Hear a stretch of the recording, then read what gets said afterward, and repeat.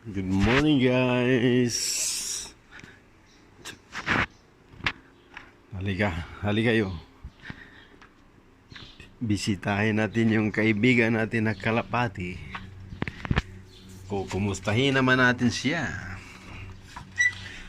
Welcome. Ayan na siya. Alam nyo ba guys na ano na yan? 3.5 years old na ang kalapati na yan. BADOH! Tinatawag ko na BADOH yung pangalan niya kasi native siya. Yung native sa Arabic, yan tinatawag niya BADOH. Native na kalapati siya. Kaya tawag ko sa kanya BADOH. BADOH! May siya oh. Dududu! Huwag ka na nga. Dududu! Dudu! Ta. Ayan o. Dudu! Dudu! Yan, 3.5 years old na siya oh. Siya yung pinakaunang kalapati dito na inalagaan ko. Yung iba wala na yun eh. Bininta ko na. Siya na lang pinaiwan ko. Kumusta ka na BADOH?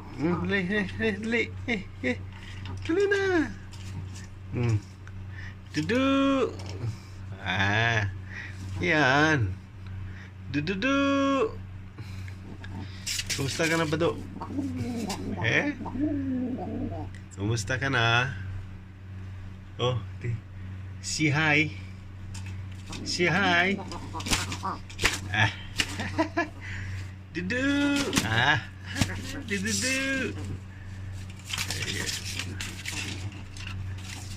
Native siya eh. Inalagaan namin to, ano pa, sisiw pa lang siya, dinala namin dito. Wala pang balahibo. Ngayon, dinan niya.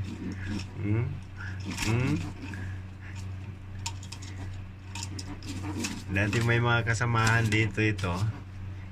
Umilap siya na ano, parang naguyo na mga kasamahan na ano. Pero ngayon siya na lang mag-isa, dalawa. Yun, asawa niya yung isa. Babae yun eh. Ayan, bumalik na naman siya na ano, naglalambing. Teka BADOH. BADOH.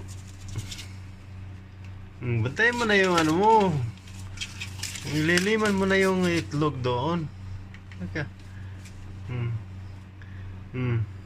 Hello. Hello BADOH. Hello. Sige na BADOH. Papasok na ako.